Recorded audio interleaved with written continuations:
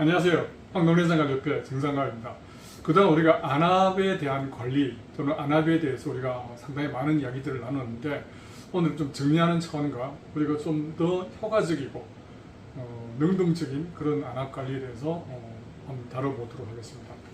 먼저 우리가 좀 정리를 하기 위해서 안압 관리라는 건 결국 안약이나 수술적인 방법으로 안압을 적지 안압까지 떨어뜨리는 거고, 그리고 시신경 관리를 인해 가지고 떨어진 안압을 잘 유지를 시키고 또 안압이 잘 떨어질 수 있는 우리 몸의 환경을, 체질적 환경을 만들어주는 그런 것들이 복합적으로 잘 매칭이 되었을 때 우리가 원하는 적정 안압을 잘 유지할 수 있어요. 자, 그런데 우리가 살아가면서 여러 가지 그런 것들에 대해서 어떻게 대응할 것인가를 한번 좀 정리한 차원에서 보겠습니다.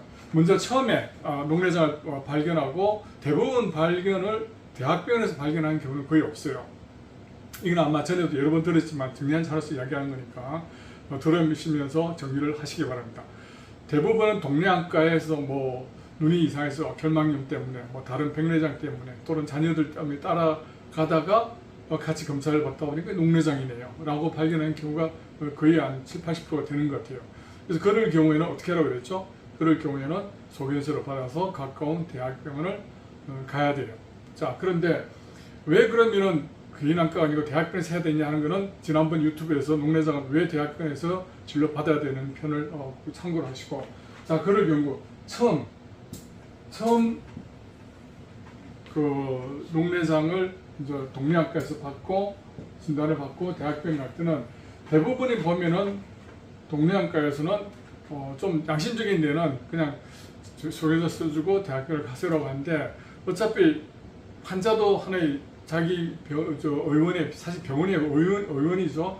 의원의 하나의 고객이다 보니까 그냥 붙잡고 여기서 관리 받으세요 하는 경우가 거의 좀 많죠. 사실 그렇게 하면 안 돼요. 우리가 1차, 2차, 3차를 나눈 이유는 경증, 요즘 응급실은 경증 아예 받지도 않죠. 경증이나 이렇게 경중증 이런 거는 1차에서 다루는 거지만은 녹내장은 아주 중한 질환이에요. 실명할 수 있는 그런 질환은 3차 기간에서 대학병원 또는 의료원에 가서 받아야 되는 거예요.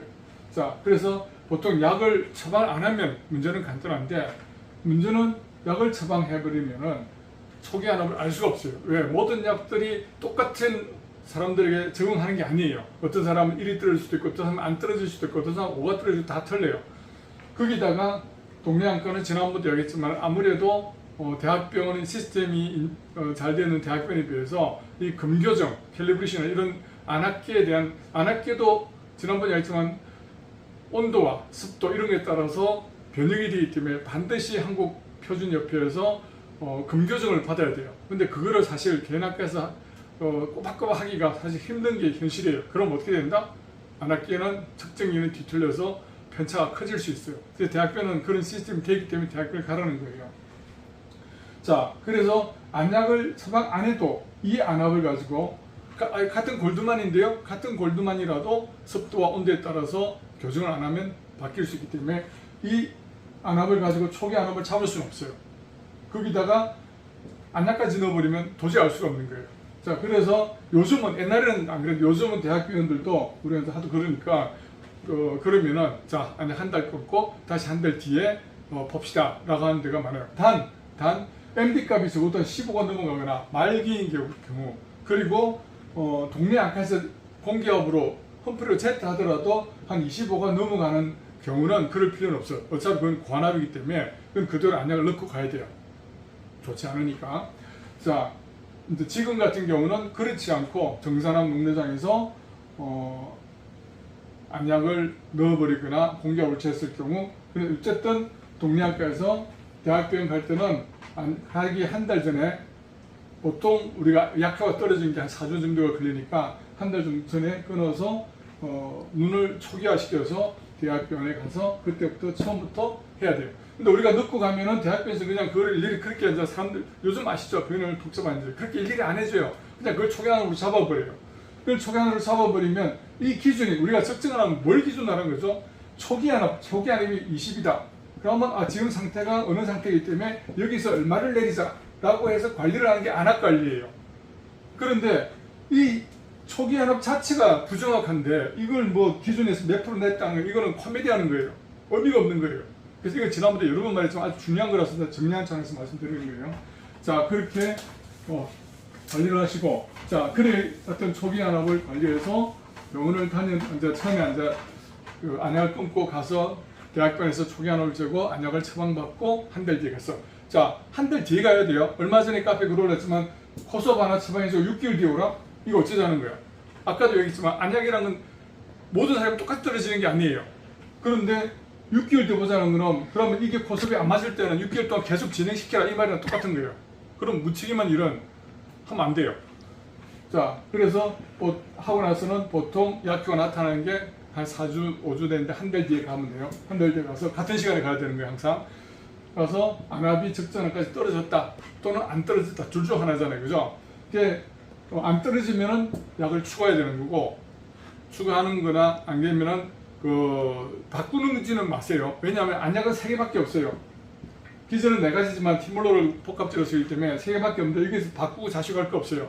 결국 3개를 다 쓰게 돼요. 그래서 안약이 잘 안 듣는다 하더라도 계속 꾸준히 넣어야 돼요. 그래서 추가를 해야 되고, 그 다음에 잘 떨어졌어. 그럴 경우에는 바로 6개월 뒤에 봅시다. 3개월 뒤에. 요즘은 대부분 텀이 4, 5개월 또는 길면 6, 7개월, 1년까지도 가요. 사람들이 많고 의사들이 모자라다 보니까. 그래서 바로 6개월 뒤 이렇게 하지 말고, 그럴 때는 다시 한 달 뒤로 잡아야 돼요. 근데 이게 사실 현실성은 없지만 FM을 지금 이야기하는 거예요. 왜? 안압이라는 거는 내가 중강의 때 수시로 이야기했지만 굉장히 좀 어찌 보면 허무할 정도로 이 브라이어티하게 막 움직여요. 그래서 다시 한 달 뒤에 갔어도 그 안압을 적정을 돼 있다 할 때는 정상적으로 3개월, 4개월 텀으로 가면 돼요. 자, 이렇게 하는 게 돼야 되고, 그 다음에 잘 이렇게 해서 유지되다가 어느 날, 자, 이래갖고 몇 달 또는 몇 년을 잘 유지를 했어, 적정을. 근데 어느 날 갑자기 안압이 많이 올랐어요. 15인 사람이 17, 18이 올랐어요. 또는 19가 올랐어. 그러면 대부분 이럴 경우 올랐네요. 약 추가합시다. 아니면 수술합시다. 하는 경우가 많아요. 그런 상담도 많이 들어오고. 이럴 때는 절대 그러지 말고, 왜냐하면 아까도 방금도 이야기했지만 안압에는 브라이어트이기 때문에 무슨 일이 있을지 몰라, 무슨 있었는지를 몰라요. 그럼 안압은 치기 때문에 그러지 말고, 그럼 이럴 때는 다음 진료를 아주 짧게 자고, 최대한 짧게 잡고, 그 사이에 내가 그동안에 내가 뭘 했지, 뭘 잘못 먹었지, 뭘 안 먹었지, 그 다음에 내가 뭘 해야 될 걸 안 했지, 뭘 안 해야 될 걸 했지, 그런 거를 좀 성찰을 해서 한 달 동안 잘 열심히 관리해서 가면 대부분은 다시 떨어져요. 그런데도 안 떨어졌다. 그래도 바로 하지 말고 또 한 달 뒤를 잡아서 추이를 봐야 돼요. 이게 우리 안압이라는 거는 이렇게 왔다 갔다 하거든요. 근데 이 왔다 갔다 하는 게 이렇게 상향 추이가 난다면은 이건 어느 시점에서 잘라서 이건 안 되겠다 하고, 안약을 하나만 쓰고 있다면 안약을 추가하고, 안약을 3개를 다 쓰고 있다면 그때는 수술할 시점이에요. 자, 여기까지가 우리가 이때까지 쭉 이야기했던 안압 관리의 방법들인데, 우리는 이제 한 발 좀 더 나아가서 더 효과적인 방법에 대해서 우리는 좀 검토를 해볼 필요가 있어요. 왜냐하면 아까도 얘기했지만 우리가 병원을 가서 한번 안압을 재고, 그 다음에 보통 빠르면 3개월 요즘 잘 하죠. 보통 5개월이나 6개월. 자, 이때까지 안압을 또 못 재요. 가끔 어떤 사람은 동네 안과 가서 재본다? 이게 오히려 더 혼란을 일으킬 수 있어요. 왜냐하면 아까도 얘기했지만 동네 안과하고 대학병은 틀려요. 그러면 치수가 다르다 보니까 변하지 않는데도 올랐다 내렸다 그런 상담이 상당히 많아요. 그래서 두 병원을 왔다 갔다 하면서 안압 관리는 게 가장 안 좋은 안압 관리 방법이에요. 자, 그러면 이 사이에 어떤 일들이 있을지를 모르는데, 만약에 한 4개월 텀을 잡았다 칩시다. 예를 들어서. 그럼 4개월 텀을 잡았으면 이 4개월 동안에 안압이 많이 올랐다가 4개월 좀 뒤에 안압이 내릴 수가 있어요. 그러면 똑같네? 라고 하지만 그 사이 안압이 오른 이 시점에서 신경은 많이 손상될 수 있는 거예요. 무슨 말인지 아시겠죠? 그러니까 수시로 근데 우리가 지금 현실로 보면은 이 깜깜이, 우리 투표가 선거운동이 시작되고 나면은 여론조사 못하는 걸 우리가 깜깜이 선거를 하듯이, 우리가 이번에 안압 재고 다음 5, 6개월 뒤까지는 우리 안압에 대해서는 전혀 알 수가 없어요. 우리가 느낄 수가 없어요. 아스고 안압이 아닌다면.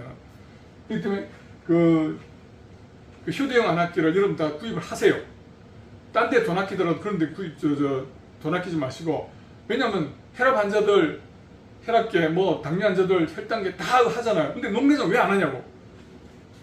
근데 이거 그런 이게 안압계, 휴대 안압계도 정확도가 낮은 것들을 하면은 오히려 혼선이 많이 생겨요. 똑같은 안압계인데도 어떨 때는 높을 때는 높고 어떨 때는 낮고 어떨 때는 낮고 이래 되면 이게 안 돼요. 그래서 그나마 현재 나오고 있는 것 중에서 리바운딩 타입이 골드만이 거의 근사하니까 꼭 구입을 하셔가지고, 자, 그러면 어떻게 하느냐.